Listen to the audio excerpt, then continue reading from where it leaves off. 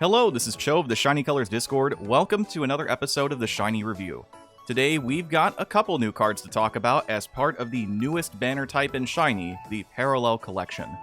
We have Amana and Hinana both as producible SSRs. Keep in mind that Parallel Collection will function similarly to Twilight's Collection and My Song's Collection. As long as a Parallel Collection banner is live, you'll be able to pull these characters in the future, but only when those show up. Maybe it'll be every month, maybe it'll be a month and a half, or 2 months. We don't know yet. We'll just have to wait and see. Starting things off, we have Amana. Leading off the charge in a brand new banner type, Amana Future has spent her 3-year training arc to become a powerful vocalist. She sports single target appeals that heal for 20 and 25% respectively on use, and any excess healing is converted to memory gauge. These appeals also have the ability to recharge your memory gauge even further if you have already used your memory appeal within the last few turns. The real big reason that Amana gets to thrive in the current fest environment is due in part to her charge appeal, which we'll explain a bit later. If you don't really know a whole lot about Parallel Collection, I recommend checking out the video I put together right up there.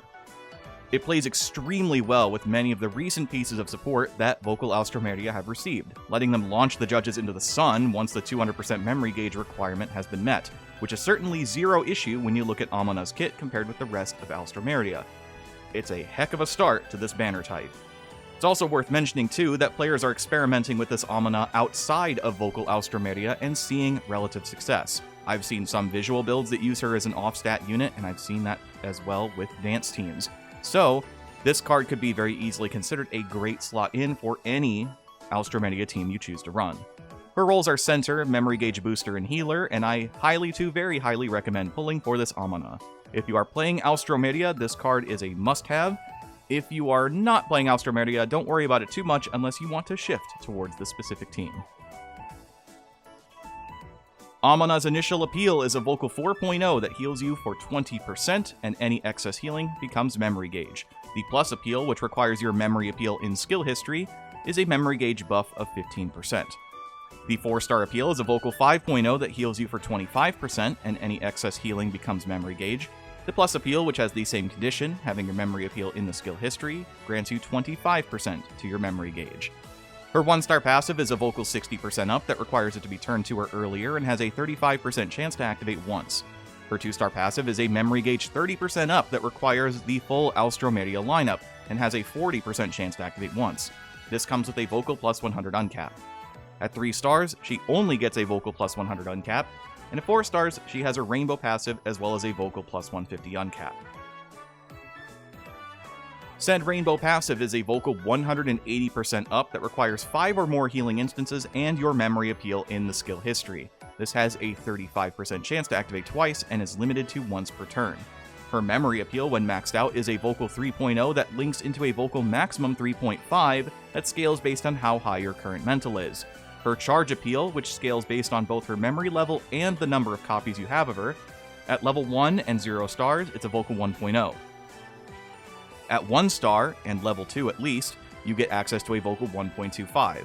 By 2 star, you unlock level 3, which is Vocal 1.5, 3 star gives you access to level 4, which is a Vocal 2.0, and 4 star gives you level 5, access to a Vocal 2.5. Keep in mind that you need both of these things to be fulfilled in order for the higher level to happen. So not only do you need a card to be 4 star to access the Vocal 2.5, but it also needs to be level 5 when you produce them. The first of our charge appeals is fairly self-explanatory. The first 2 level ups increase by 0.25 times each, becoming a 0.5 times increase for the last 2 levels. Being able to tack on an extra Vocal 2.5 at 4 star plus max memory regardless of your position is killer in Vocal Austromeria, and honestly killer in any Austromeria team right now, even turning her own memory appeal into a whopping Vocal 9.0 for a 3-member team, which is kind of insane. Just like with Twilight's Collection, Parallel Collection does not feature a Hazuki system from the get-go, meaning that any dupes you get will either be expensive or rare. Deciding how many dupes are okay or not depend entirely on how much you value the charge appeal more than anything. 2-star Amana gives you access to her level 3 charge appeal, which is more than good enough for Vocal Austromeria as it turns someone like MSC Tenka into technically a Vocal 6.0 that benefits from a Vocal 150% buff immediately before. Because the charge appeal is a separate appeal from the memory and link, said buff will go a long way, since it's not necessarily diluted by the different multiplier. And it doesn't even count out the fact that she's a very solid center to use with this as well. And again, this card has been putting in work in other Austromedia teams, so you could choose to just run her as an off position and buff up somebody else, and make that work as well. For the support recommendations, Vocal Good Stuff has seen a small improvement since the last time we really looked at it with the introduction of MV Kaho. This gives you the freedom to run any of the 3 idols of Kaho, Fuyuko, and Mei to gain benefit from her passives. Just make sure to run them if you do decide to pick Kaho, as one of her passives require you to have either Kaho, Fuyuko, or Mei on your team. The most popular choice I've seen, typically, is the Vocal Fuyuko. The rest is stock standard. Vocal Antika continue to be an impressive shell for Vocal, while Megkichi Meguru helps stall judges out to set up for big turn plays. Nichika and Hiyori provide excellent masteries on practically any Vocal setup and should lead to reasonable stat growth. Vocal Austromeria only has one notable support nowadays in Tanuki Tenka, with easy access to healing passives. I wager it won't take too long to see new Vocal Austro supports pop up here and there to help properly support Amana specifically in the future. For some synergy suggestions to make a quick remix to the team building recommendations, we've got a couple options here. The first is SSR7 Tenka. Tenka 7 offers AoE appeals that follow up with single target attacks, in addition to memory gauge charge through overheals and straight healing on use. Her memory appeal is also a 6.5 with a similar goal, making her a pretty good partner overall. The other option you can choose is SSR10 Tenka, aka MSC Tenka. Tenka 10 loses a fair bit of healing and single target damage for a more consistent memory gauge boost, and a memory appeal with less upfront damage for higher potential scaling, and overall better passives.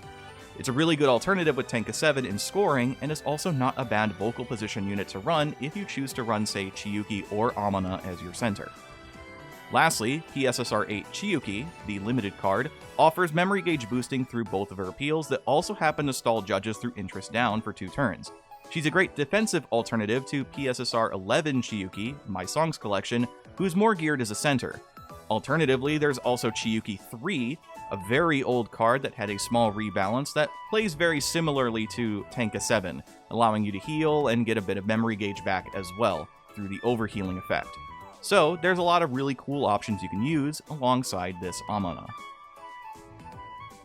Now for the grades. As a center, Amana earns anywhere from an S+ to SS.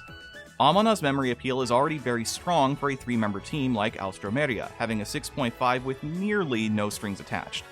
Once her charge appeal is added to the mix, she scales even harder than she was already, and can absolutely tip the scales in your favor during a decisive turn. If you lack any Austromeria supports, you can't really go wrong with her as a center.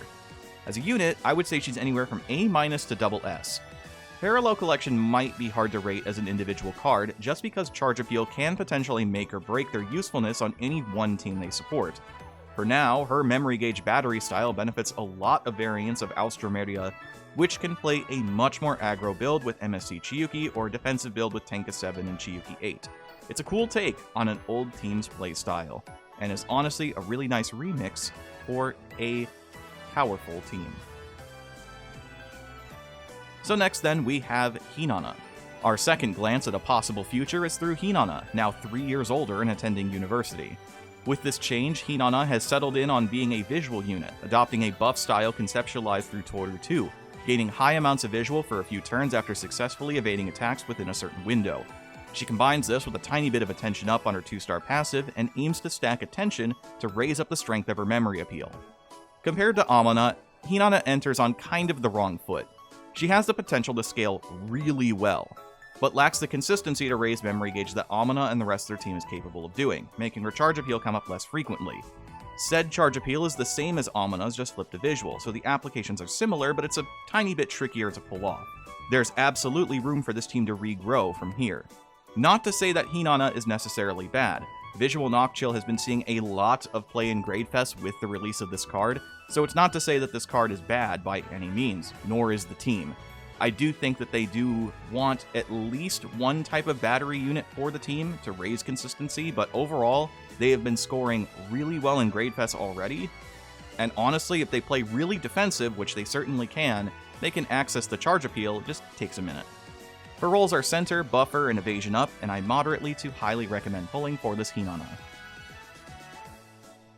Hinana's initial appeal is a Vocal 4.0 that raises your visual by 100% for 3 turns for each successful evasion.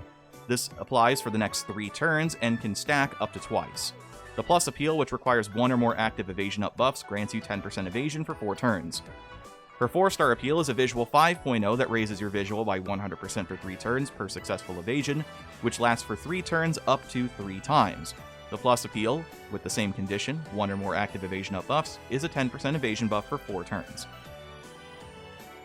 Her 1-star passive is a visual 60% up if it's turned to her earlier and has a 35% chance to activate once. Her 2-star passive is a visual 110% up and attention 50% up if you're running the full Knock Chill lineup, and has a 30% chance to activate twice, and comes with a visual plus 100 uncap. At 3 stars, she gets a visual plus 100 uncap, and at 4 stars, her rainbow passive with a visual plus 150 uncap. Hinana's 4-star passive is a visual 150% up if you have 1 or more active evasion up buffs, and it has a 30% chance to activate twice and is limited to once per turn. Her memory appeal when maxed is a visual 3.0 that links into a visual maximum 3.5 that scales based on how high your reaction is.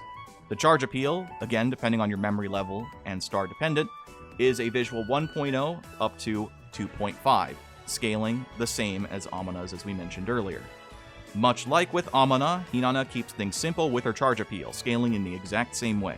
Just remember that you need both the total uncap and memory level to access the improved charge appeals, not just one of them. She can hit extremely hard through this alone and can improve other hard hitters like Twaikole Koito or even the limited Madoka.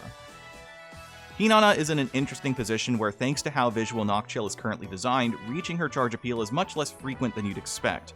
That said, you're free to decide which level of charge appeal you'd want to stop at. 2 stars perfectly acceptable to get the visual 1.5 and access to her attention up passive to raise consistency for her appeals buff. Otherwise, reaching 4-star also makes sense if you go all in on her evasion to buff playstyle.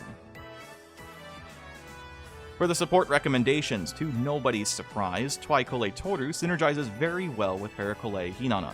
She plays at the same range as Hinana does, provides fantastic masteries, and can change out her final appeal for an extra boost to evasion when necessary. The rest of your pieces can be determined by what you want to prioritize. Sakuya, Amana, and Mamimi are generically good options for visual builds thanks to all room-based masteries over units. Or at the very least, enough masteries that work well without necessarily being tied to units, so that way they can function well. Mamimi has some conditions that work well with Sakuya, but Sakuya by herself is actually very solid in that manner. Kaho and Choco are all-around hard hitters thanks to their passive and mastery synergy, and play nice with practically all visual setups due to how they play with attention, especially for this team. Fuyuko plays into the 100% visual buffs you gain through evasion by providing passives that can activate once enough stacks are gained, and her appeal can high roll those 100% into 200% buffs each for a ginormous swing. There's a lot of fun ideas to path towards if available. For some synergy suggestions, My Songs Collection Toru, aka Toru 6, despite being a vocal unit, pairs up surprisingly well with Hinana in this situation. Her appeals have a change effect to gain evasion, much like what we were talking about with Twaikole Toru, and her 1-star passive provides some amount of memory gauge, which is very helpful for setting up that charge appeal. It's a great tech option to use and is being seen a lot in current play. Madoka 7 is here to provide evasion and a mulligan through her 4-star appeal. Being able to raise your evasion by 50% for 3 turns, then change out her 0-star appeal for an extra 30% is stellar. She's also currently the most popular option for the charge appeal target, meaning that she's a great center to pair alongside with this Hinana. Finally, we have Twaikole Koito, who's a strong choice to enable with Hinana's charge appeal. That said, Koito's abilities as a visual unit mean she has better odds of working with Hinana's appeals to buff up her own AoE appeal. She's an alternate center choice, and is not necessarily the most ideal if you have every single piece, but she is a great option if you lack the Madoka. Finally, the grades. Hinana as a center earns an S+ to SS-. Hinana's memory appeal is very solid and has the potential to hit extremely hard for visual Knock Chill standards once her charge appeal is factored in. The only reason I would mark this one slightly lower than Amana in comparison is due to evasion scaling. Even now, getting the necessary amount of evasion to cap out her damage is not as reliable as you'd like, because of the low buff duration or a lack of sources. There is a way you can pull it off by utilizing the 50% buff off of Madoka and then trying to change out as many appeals to get over 100%, but it definitely needs some assistance outside of that, and depending on how you order your turns, that might not be the most feasible thing. As a unit, this one's kind of tricky. I think overall, Hinana is a B+ to an S+, but I think her charge appeal is proving to be incredibly powerful and may just put her in that double S rank. Which is to say, this card is seeing a ton of play right now in Visual Nocchill because of Madoka as a center, but I don't think that what Hinana does specifically is all that powerful as a unit, so that's why the grades are kind of odd. She kind of swings high and low on the strength scale, but for different reasons compared to Amana. Hinana embodies the role of potential, much like we talked years ago about with Toru 2. Being able to set up a theoretical 500% visual buff into a full memory link and charge appeal is insane. The likelihood of pulling it off is a bit harsh and kinda up to chance. And of course, you can even swing this even harder, as we mentioned earlier with the Fuyuko support. You could choose to double up your visual buffs, turning them into a 1000% visual buff on top of all your passives, and then really high multipliers on your memory appeal. Her lack of memory gauge boosting lowering her overall consistency is what brings her down, if anything, but do not think that means I think this card is bad. S+ is absolutely still in the range of super strong. I just think that the charge appeal is really what tips her over the edge, and the rest of it is kind of in a weird spot. Again, I think this card is super crazy. It just needs exactly the right team to make this card look super broken. So, that will do it for the video today. Thank you so much, as always, for watching. If you enjoyed the video, make sure to like it and share it around to let people know what we're doing over here on the channel.